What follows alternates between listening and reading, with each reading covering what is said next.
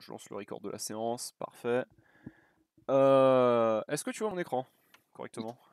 Ouais, Exactement. Je vois ton nickel. écran. Comment tu vas?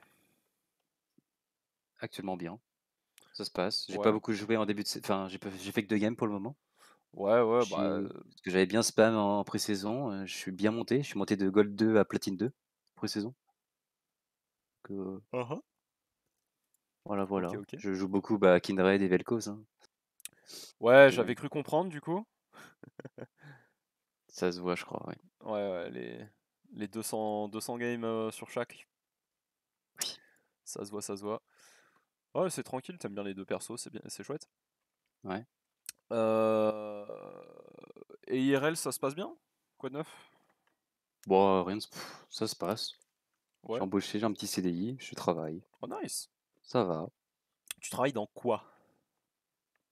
Je suis dans un service informatique dans une grosse entreprise de 800 personnes. Service informatique, c'est vague un peu. T'as une clause de Bon. confidentialité qui fait que tu peux pas Non, non, tu mais peux pas c'est dire? je sais pas quoi dire d'autre que enfin, je sais pas super intéressant, mais OK, OK. Heu, du coup, tu fais quoi? Genre ton bah, taf consiste je en je quoi? Tu fais codes, tu programmes? non, je suis surtout support utilisateur, enfin, quand Mmh. ils appellent pour des problèmes, aussi, tout ce qui est, préparation de nouveaux postes, ordinateur, Ouais, téléphone, OK, je vois, je vois. imprimante, et cetera. Puis il y a plein de projets donc c'est cool. OK, Ça commence à me bien. OK, OK. Et à part ça, sur ta vie perso, ça se passe bien aussi, des projets et tout? Ouais, je préfère pas en parler. OK, OK, je forcerai pas là-dessus, du coup.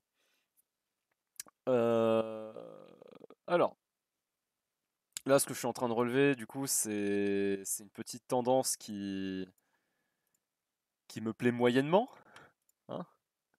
Ouais. Je pense que tu vois où je veux en venir, du coup. Mais j'ai déjà posé une question parce que, enfin, je comprends pas comment CS avec Vel'Koz quand la botlane décale mid. Mmh. Je sais il faut aller side, j'imagine, mais enfin side avec Vel'Koz, c'est pas facile. Je veux dire, c'est pas un Alors champion qui est fait pour side. yep, effectivement, en Et du fait, coup, techniquement, tu censé juste side et laisser la décarry seule en bot lane, en fait, parce que le support devrait remonter. Ça, c'est en théorie. Dans les faits maintenant, en fait, toi, tu peux forcer pour rester au mid. Ton perso est censé pouvoir tenir une bot lane avec sa range sous ta tour. On ne demande pas d'avoir la prio dans cette situation. Mais normalement, c'est une situation qui arrive pas de manière régulière. Donc normalement, tu devrais être fine. Et après, du coup, OK. le fait de side avec Vel'Koz, en fait, c'est identique au fait de side avec n'importe quel mage artillerie ou n'importe quel mage contrôle. C'est-à-dire que tu vas en side, tu récupères ta wave sous la tour, voire tu pushes la suivante, mais en fait tu te mets pas en danger. Et le but du coup c'est juste de détruire la wave et de faire une navette en fait. C'est-à-dire que tu te rends disponible pour tes mates en faisant les allers-retours Ouais, entre ta side et ta lane principale pour que tu puisses comment ça s'appelle pour que tu puisses tranquillement du coup te rendre disponible si jamais il y a des teamfights. Ok. OK. Euh, Alors, est-ce que du coup tu es familier avec le concept de stage et avec le concept de... Ouais. Ah Ouais, ouais, j'ai fait bon, je n'ai pas fait aujourd'hui, mais j'ai fait quelques petits entraînements au CS Drill, je crois, ouais, enfin, contre les bots là. Et puis j'ai fait un petit peu d'état de, l'étape 1, mais j'y arrive pas trop, quoi. Enfin, quand je vois des erreurs de positionnement, j'aime bien, TQ. ouais, t'aimes bien punir, Que normal. j'y arrive pas. Ok, ok. Mais C'est pas grave, hein, de toute façon, tu t'as pas à te forcer à le faire si tu préfères jouer autrement. Je rappelle, hein, ça c'est à toutes les séances, c'est un gros disclaimer avant de rentrer dans le coaching. C'est toujours que LoL c'est un jeu, c'est fait pour vous faire plaisir. Si ce qui te fait plaisir c'est de punir les erreurs de positionnement, bah nickel en fait, fais-le. Mais, mais à aucun moment tu devrais te forcer à faire quelque chose que t'as pas envie de faire. bien sûr, ouais. Donc, et puis, l'autre chose aussi, c'est que la manière de s'améliorer, elle est, euh, elle est, euh, elle est pas immuable en fait.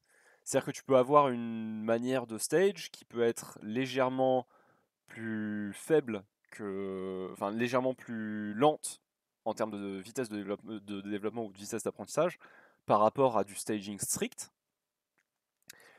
mais qui du coup en fait est beaucoup plus amusante et donc tu t'y adonnes beaucoup plus ou avec plus de plaisir et du coup c'est ça qui compte, sachant qu'en plus de ça le plaisir ça prend aussi une grande partie dans le fait que tu t'améliores ou pas. Ouais, Ok. ouais, totalement. Donc du coup ce qu'on va faire là c'est qu'on va commencer classique, d'accord.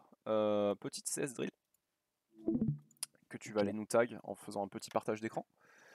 Ouais. Euh, et du coup, derrière sur l'étape 1,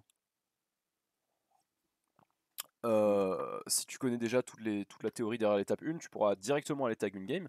Pour ceux qui sont nouveaux dans le lobby, je vois des noms que je vois pour la première fois ici. Euh, Pas de panique, il y a la théorie en fait de l'étape 1 qui est expliquée dans pas mal de VOD de coaching. Alors vous allez dans contenu coach pendant que Abyss setup sa CS Reel avec son Ouais, partage d'écran. je partage que mon écran. Oui, bah, je Ouais, que partage. l'écran. Donc vous allez dans contenu coach et en fait il y a une playlist qui est épinglée dedans. Hop, voilà, Là, j'ai partagé que je vais mon jeu. Je l'épargner. sais pas si c'est Euh, l'écran, c'est mieux, je crois, non? Ouais, l'écran c'est mieux parce que j'ai la souris comme ça.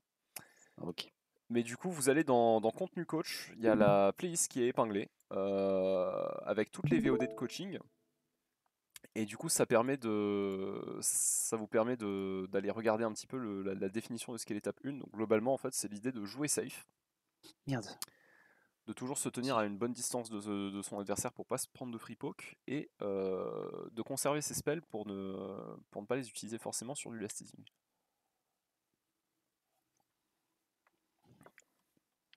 C'est-à-dire de privilégier à chaque fois les spells pour les auto-attaques parce que nos spells, en fait, on veut les garder pour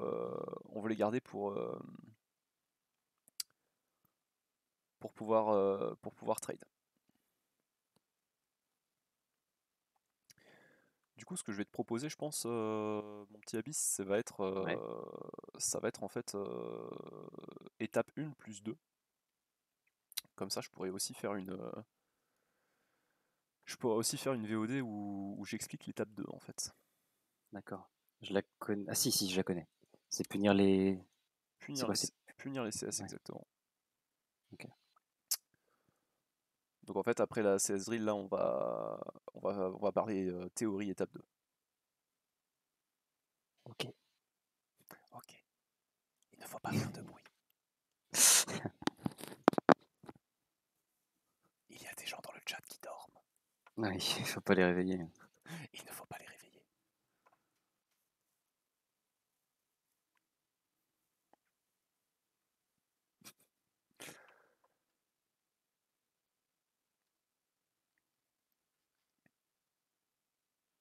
Petite auto-attaque pour désynchroniser. Maintenant, après, tu peux juste tranquillement affiner quand elle prend l'avantage.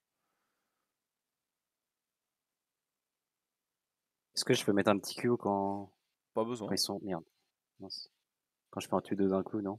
pas besoin. Ok.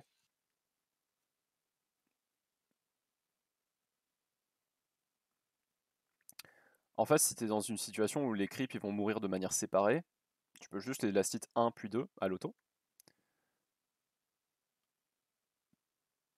Par contre, si tu es dans une situation où il y a deux creeps qui meurent simultanément, là tu peux utiliser ton Q. Mais en fait, de base, t'as pas besoin de te mettre toi-même dans cette situation, tu vois. En fait, tu perds un cooldown en faisant ça. Remonte pas trop dans le tunnel là parce que D'accord. si elle perd la vision sur toi, elle te court dessus. Ok, bien joué. Ah non. Mince. Il faut que je les tape là.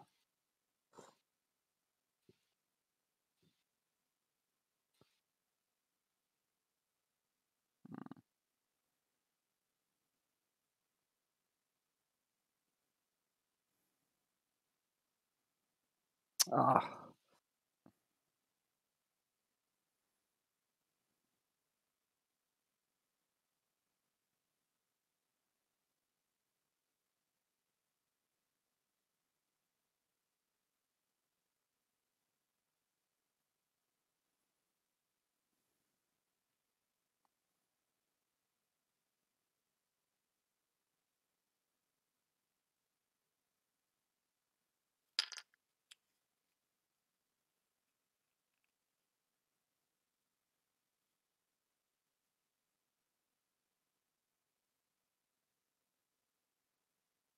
Attention à pas trop push hein, également. Ouais.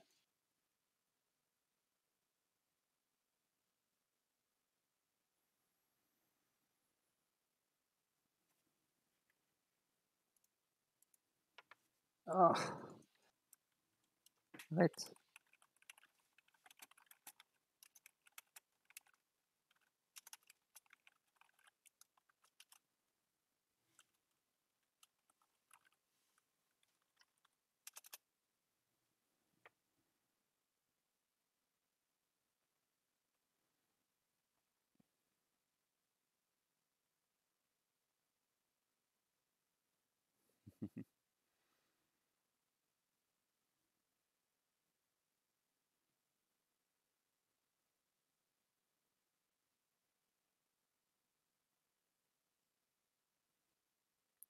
La raison pour laquelle le bot il t'aggro, c'est parce qu'il détecte des erreurs dans ton spacing.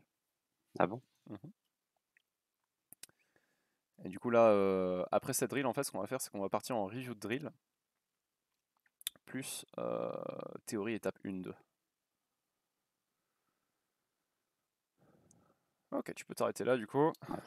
36, mais bon, t'as pris Ouais. très très cher. Ouais. Alors du coup, tu peux arrêter ton partage d'écran. Hop.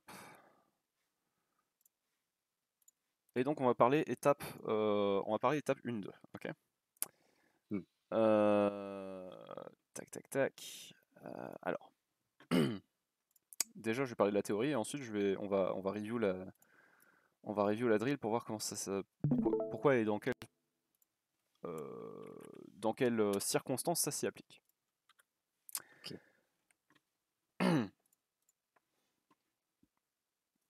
Ok, t'es sur mon partage d'écran? Oui. Nickel. Alors, donc on a deux étapes, ok. On a l'étape 1, c'est le CSing. Et on a l'étape 2, c'est le trading, d'accord. Chacune de ces étapes se base sur un esprit assez différent, c'est-à-dire que là où l'étape 1 se base sur le fait d'engranger des ressources sans en dépenser, l'étape 2 se base sur le fait comment ça s'appelle, d'attaquer ton adversaire à chaque fois qu'il prend des ressources, ou du moins de ne pas le laisser prendre de ressources gratuitement. Hop, trade, voilà. Et en fait, les deux étapes-là, d'accord, se basent autour d'un skill set qui est très particulier. Pour la première, on a le positionnement défensif, on a la gestion des ressources, on a le wave management de base, une forme basique de wave management, et on a le fait de CS en lui-même, d'accord. Pour l'étape 2, du coup, on a le trading en lui-même, on a le positionnement agressif, d'accord, qui fait écho au positionnement défensif de la stage 1. On a une autre façon de gérer ses ressources et on a une façon un petit peu différente de wave manage. Ok. Mais du coup, tu vois que ces deux étapes, en fait, là j'ai un positionnement qui est défensif et là j'ai un positionnement qui est agressif. Ok. Donc les deux semblent un petit peu contradictoires. Mais, en fait, ces deux étapes-là sont pas impossibles à convier ensemble. En fait, loin de là, c'est juste que tu dois alterner entre les deux très rapidement. Du coup, il faut que tu puisses passer d'un positionnement qui soit défensif à un positionnement qui soit agressif de manière très fluide. Et donc pour ça, on a ces bulles, ok, que du coup tu as sans Ouais. doute déjà vu plein de fois dans les autres séances de coaching public. Donc là, c'est tes bulles. Si je dessine celle de Harry, elles ont à peu près cette tronche-là. Hop, voilà. Et du coup, ces bulles, je vais les numéroter. 1, 2 et 3. Hop, pareil, pareil en face. 1, 2 et 3. Et du coup, là, c'est l'étape 1, elle te dit quoi? Elle te dit que pour rester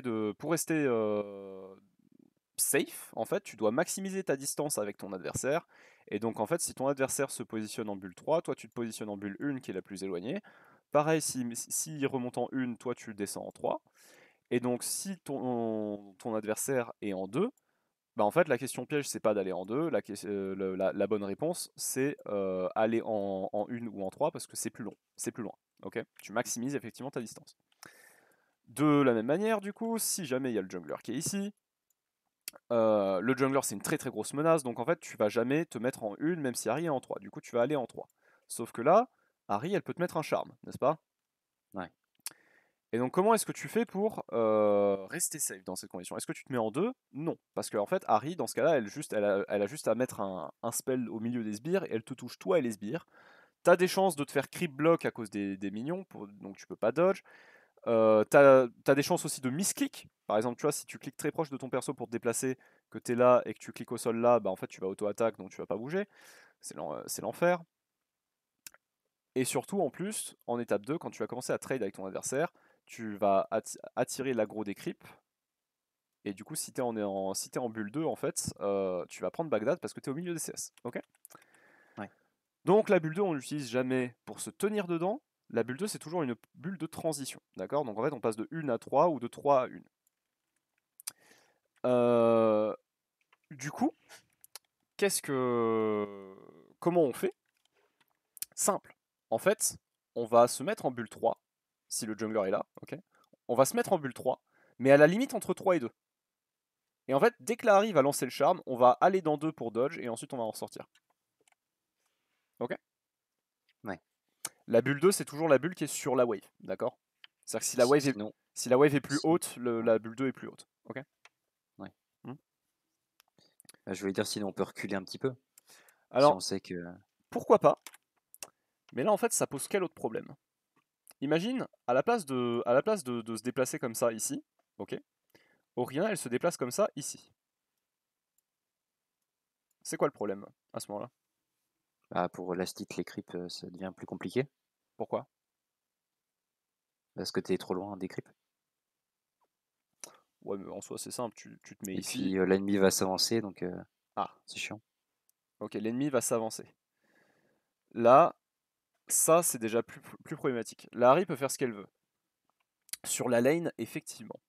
En fait, le gros problème de ce genre de positionnement, c'est que ton adversaire, en fait, il peut te punir un peu comme il veut. C'est-à-dire que en fait, si là, ton but c'est de last hit ce CS en tant qu'Oriana, Mm. toi, ce que tu vas faire, c'est te reculer, d'accord, maximiser la distance par rapport à Harry, donc te reculer comme ça, Mm. en ligne droite, ok, pas comme ça, ok, pas comme ça, vraiment comme ça, parce que tu maximises ta distance avec Harry. Euh, Tu te mets là et tu auto-attaques le sbire. Si Harry, elle veut te punir sur la prise de ce sbire, en fait, elle est obligée soit de passer là, soit de passer ici, ok. Donc c'est toujours la notion des 90 degrés dont on parle dans l'étape 2. Et en fait, de cette position-là, elle va pouvoir t'aggro, d'accord. Ouais. Sauf que, en fait, il y a un petit problème, c'est que si de base, elle n'est pas déjà dans ces positions-là, c'est parce qu'en fait, avant de te mettre en arrière, là, t'étais ici. Ok. Et donc, elle pouvait pas se rapprocher, sinon elle se mettait à range. Et elle se met à range à un timing où toi, t'es pas en train de last hit, t'es pas en train de faire quoi que ce soit, donc tu peux la punir. Donc, elle s'avance pas. Par contre, si de base, en fait, t'es ici, bah là, en fait, Larry, il n'y a rien qui l'empêche de déjà être là. Et du coup, Ok, quand ok. tu vas t'avancer pour prendre ton CS, bah en fait, si ça, c'est la range d'auto-attaque de Vel'Koz par rapport au CS, Harry, elle sait que ton intersection avec cette range, c'est le moment où tu vas auto le creep. Ok. Mm. Ouais, ouais, Et donc, d'accord. elle a juste à timer son spell à ce moment-là, et soit elle te fait rater le CS, soit tu te fais toucher par le spell. Ok. soit rate le spell. Donc c'est pour ça en fait que quand tu as tes bulles ici, bah en fait c'est très important de te déplacer comme ceci dans ta bulle. Donc à range du sbire que tu veux prendre, et ensuite de te reculer au moment où le sbire va effectivement mourir. D'accord? D'accord. Et du coup, en te reculant, tu maximises la distance, là tu te protèges d'Harry, etc. Mais en fait, Harry, elle peut pas tenter de Q-spell random, parce que comme tu es tout le temps à range du sbire, elle a aucun moyen de savoir où est-ce que tu vas t'arrêter dans cette bulle pour pouvoir la stit. Ok? Ouais. Donc, pour résumer, est-ce que je peux remonter jusqu'à mes bulles ou pas? Parfait. Pour résumer, du coup, on joue dans sa bulle, comme ceci, d'accord? On utilise l'arrière de sa bulle pour pouvoir la stit, et on va utiliser l'avant de sa bulle, tu vois, tout comme la Harry s'avance ici ou plus loin pour te punir quand tu prends ce CS là. On utilise l'avant de sa bulle pour pouvoir comment ça s'appelle pour pouvoir punir, d'accord? Mmh. Défensif, agressif, quoi. C'est ça. Et en fait, c'est aussi pour ça du coup qu'on joue pas là. C'est parce qu'en fait, ici, ok, t'as un positionnement qui est bien défensif, et encore quoique, parce que bah, encore une fois, tu vois, ça rend le fait de punir très facile pour Harry. Mais en fait, le problème de ce positionnement-là, surtout, c'est que le jour où tu veux jouer agressif, c'est cramé. Mmh. Tu vas t'avancer, Harry, elle va turbo se reculer, et tu pourras jamais l'attaquer. Et s'il y a un gank de ton jungler, pareil, tu vas t'avancer, elle va le voir, elle va se reculer. C'est extrêmement pénalisant. Alors que là, en fait, avec ce positionnement dans cette bulle comme ça, bah en fait, tu peux très bien alterner entre des phases défensives et offensives, parce qu'en fait, elles sont juste à portée, tu vois. Si ça, c'est la range d'aggro de Harry, c'est-à-dire la range à partir desquelles sa distance, la range à partir desquelles ses spells deviennent beaucoup moins dangereux, ok? Ouais. C'est-à-dire que bah en fait, si t'es là, son bisou, tu peux facilement l'esquiver en bougeant de manière perpendiculaire à la direction du bisou. Mmh. Bah en fait, t'es fine. Alors que si t'es ici, t'es en danger. Mais de ce point-là, tu peux facilement l'agresser aussi. Et donc en fait, pour alterner entre les deux, et en fait le moment où tu vas alterner, c'est le moment où elle va être coincée en train d'auto-attaque un sbire. Pour alterner entre les deux, bah en fait, faut toujours jouer à la limite de cette range. Et ça s'appelle le tethering. D'accord. Ok. OK. Tether en anglais qui signifie se lier à, et établir un lien entre. Et donc là, en fait, tu vois, genre, il faut que tu imagines qu'il y ait une corde avec une distance presque fixe entre toi et Harry. Et en fait, tu maintiens cette distance. Ok. Mmh. Ouais. Si Harry s'avance, tu te recules. Si Harry recule, tu t'avances. Et du coup, en fait, quand toi tu veux prendre un CS, tu augmentes légèrement la durée, la longueur de cette corde en te reculant. Et quand Harry va CS et qu'elle se recule, bah en fait toi tu t'avances pour raccourcir la distance de cette corde. Ok? OK. Alors, du coup, ça c'est pour le spacing, d'accord? Maintenant, on va parler juste stage 2 en particulier, étape 2. Euh, j'ai un sbire sur ma lane, ok? Il y a Oriana qui veut CS ce sbire, donc en fait elle va se reculer, se mettre à range, elle va auto-attaque ce sbire. Moi en tant qu'Harry, comme j'ai dit, du coup je vais soit me mettre là, soit me mettre là.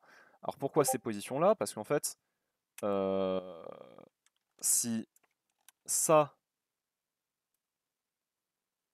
si ça c'est la range max de Oriana pour la stick le creep, Pythagore m'a appris que Wouah. tous les points sur cette ligne sont en dehors de cette range max. Parce que ça c'est un triangle rectangle, ok? Ouais. T'es content parce que c'est la première fois que tu utilises Pythagore dans la vraie vie? Euh, Ouais. Donc du coup en fait, tu vas chercher en fait cette position un petit peu d'angle droit en tant que Harry, tu vois, ici ou là, Mmh. pour mettre de la pression sur la Oriana quand elle va prendre son sbire. Ok? Ouais. Après, il y a toujours aussi la pression du jungle, on sait pas où il est, donc Oui, évidemment, mais là pour le moment en fait, c'est le point clé, c'est que tu es en dehors de cette range. D'accord? ouais. Et également, en fait, on va voir que dans ta gestion de la wave, en fait, tu fais pas ça à n'importe quel endroit et surtout en partant du principe que là, il y a une ward en fait. Ok. Ouais. Mais donc, l'idée du coup, c'est qu'en fait, Harry va venir adopter ces deux positionnements-là, enfin un de ces deux positionnements-là, qui est en dehors de cette range. Ensuite, il y a Oriana qui va mettre une auto-attaque sur le sbire. D'accord. Et pendant l'animation de l'auto-attaque, Oriana, elle ne peut pas se déplacer, elle est complètement vulnérable, elle ne peut pas réagir. Ok. Alors Oriana en particulier, c'est un peu spécifique, c'est un peu spécial parce que bon, bah, son Q n'a pas de cast time. Mais si tu prends par exemple, je sais pas, Harry typiquement, bah, en fait quand elle met son animation d'auto-attaque, elle peut pas Q, elle peut pas E. D'accord. Ouais. Donc en fait quand Ok. tu agis là-dessus, elle a un délai de réaction du fait qu'elle était en train d'auto-attaque. Et donc quand la Oriana du coup va être en animation d'auto, moi en tant que Harry, soit j'ai déjà mes spells qui ont une range suffisante et du coup en fait je vais utiliser mon spell au moment où la Oriana elle est bloquée dans l'animation d'auto-attaque, donc en fait le temps qu'elle finisse son animation et qu'elle se remette en mouvement, elle pourra pas esquiver le spell. Soit je vais pénétrer tout juste dans cette range, donc là, l'auto-attaque et repartir. Et à nouveau à cause du délai, Oriana pourra pas réagir. Ok. Ouais. Euh, Alors là, il y a c'est là où il y a des spécificités selon les champions qui commencent un petit peu à intervenir. Donc par exemple, Oriana, comme elle a pas de cast time sur son Q,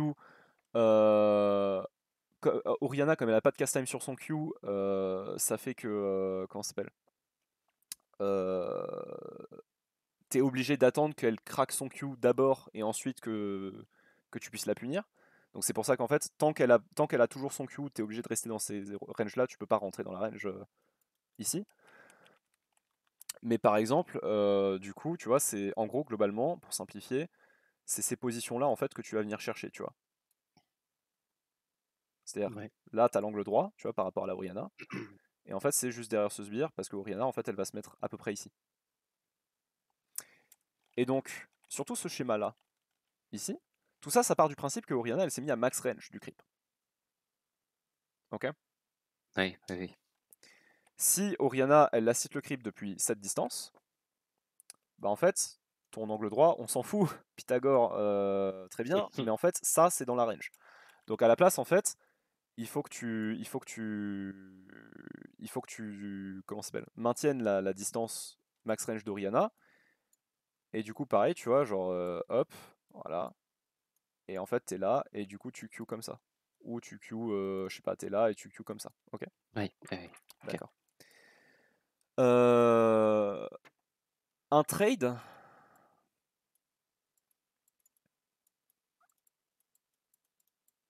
Un trade, en fait, c'est un échange en anglais. Euh, et en fait, ça va être un échange de une de ces ressources que toi tu as, pour une des ressources de ton adversaire. D'accord. C'est-à-dire que tu vas aller, par exemple, échanger un spell. Enfin, tu vas aller lui mettre un spell. Donc en fait, tu vas échanger ton mana en échange de CHP. D'accord. Et Ouais. ça, c'est un trade. Les all-in ou les all-in à base de tout plein de spells où il y a énormément d'exécutions mécaniques qui rentrent à l'intérieur, où il faut toucher ceci, machin, etc. Et là, je sais que je gagne le lean parce que la barrière de mes couilles et que si si tu touches ça, que lui rate ça, ça passe. Ça, moi j'appelle ça du random en fait. Euh, Par contre, ce genre de trades qui sont extrêmement contrôlés, tu peux très très bien les mettre, jouer sur une de ces ressources autour de ton adversaire. Ok. Pour chaque sbire qui meurt sur la lane, ton adversaire en fait il a trois scénarios pour pouvoir pour y réagir. Le premier c'est déjà de last hit en mettant une auto-attaque. Ok. Simple. Le deuxième scénario c'est que ton adversaire utilise un spell pour prendre le CS. Et le troisième scénario c'est que ton adversaire rate le CS. Ok. Ouais. Est-ce que dans le scénario 3 j'ai besoin de le trade? Bah non, parce que sinon il va vu qu'il va pas être en animation de. Enfin, il pourra m'attaquer en retour en fait. Exact. Donc il va pas. Surtout Il a qu'en pas plus auto. de ça, c'est déjà un trade en fait. Un trade où Ah toi, oui. t'as rien Oui. perdu et où lui, il a perdu un CS. Mm. Ok. Selon les mêmes principes, ici, est-ce que j'ai besoin de trade? Bah non. Ok, mais est-ce que je peux trade? Bah tu peux toujours. Enfin, tu peux balancer tous tes Q dans le vide. Ou toucher Oui, tous tes... mais au final, mon adversaire, il a quand même une animation sur son spell la plupart du temps. Parce que Oui, bon, des, ok. des- des persos qui n'ont pas d'animation sur leur spell, t'as Victor, Syndra et Oriana, et c'est à peu près tout. Donc Ok. euh, au final, en fait, comment ça s'appelle, qu'est-ce que j'allais dire? Oui, au final, en fait, tu peux effectivement trade sur ce genre de scénario, mais est-ce que tu as besoin? Non. Parce qu'en fait, c'est un trade où lui, il a perdu un mana, en mana, et toi, t'as rien dépensé. Ok? Oui. Et ça, pareil, c'est un truc où... euh, ça, c'est pareil, c'est un truc où t'as besoin de trade. Et en fait, euh, ton adversaire, quand il met son auto-attaque, toi, tu es déjà en position, tu vois, sur ces points-là. Et en fait, c'est au moment où il met l'auto-attaque que tu réagis et que tu le trades. Ok. Donc en fait, quel que soit le scénario que ton adversaire choisit, il faut toujours se mettre en position et réagir en fonction du scénario approprié. Ok. Ouais.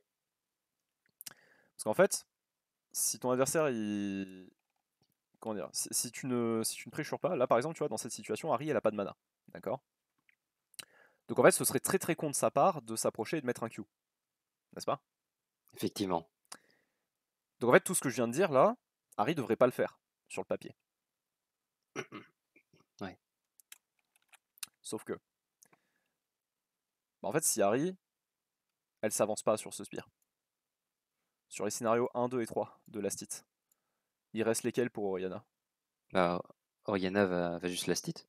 Oriana va juste Lastit en fait. Si Harry s'avance pas, elle a absolument aucune raison d'utiliser ça. Bon, après, ça...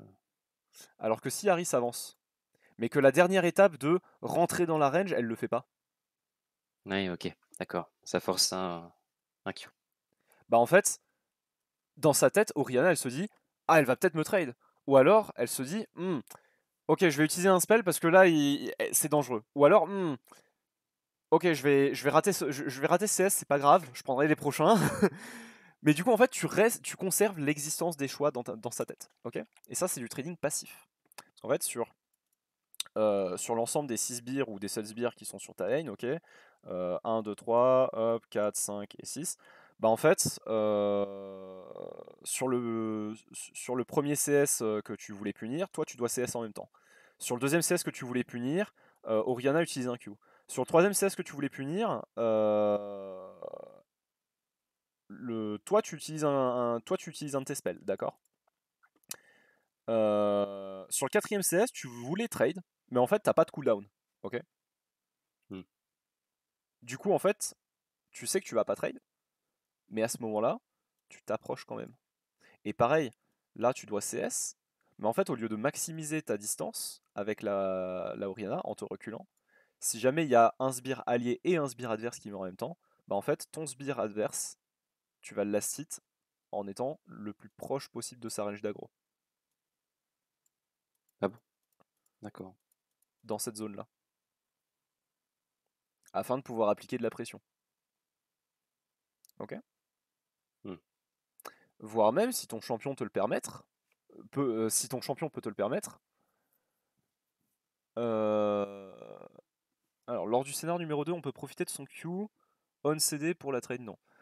Euh, lors du scénario numéro 2, en fait, si ton adversaire craque son Q pour prendre le creep, bah, en fait, tu peux la trade, mais à ce moment-là, en fait, une fois qu'elle a craqué le Q, elle est déjà en train de se reculer. Donc, ça reste difficile pour toi de la trade. Et en fait, il vaut mieux profiter des sbires suivants, parce qu'en fait, Oriana aura pas de CD sur les sbires suivants. Donc, ils seront plus faciles à punir. Ce que je veux dire par là, c'est que, ok, Oriana perd de la mana contre un CS, on pourra la laisser faire ça et du coup elle backera plutôt que Harry si le scénario apparaît trop souvent, mais on pourrait lancer un Q aussi si in range. Bah en fait, en tant que Harry contre Oriana par exemple, non, parce que son Q a pas de cast time. Mais, mais si ton adversaire a un cast time sur son Q, oui, tu peux aussi tenter de le punir de dessus. Et donc du coup, comme je le disais, en fait, si tu lastit ton creep en étant dans cette range et que elle, parce que elle a aussi un creep à la lastit, bah en fait, tu lui appliques aussi de la pression. Ok, Ouais. nickel. Tu connais l'opener pour les 3 premières waves? Ça me parle pas. En gros, c'est simple. Ah, c'est pas Level, faut. level 2 en premier. Oui, il faut mettre 2 autos et puis après copier ce que fait l'adversaire. Voilà, 2 autos, Ouais. c'est ce que je conseille pour les mêlées, enfin pour les match-up contre les mêlées, et 3 autos, c'est ce que je conseille pour les match-up contre les ranged. Ouais.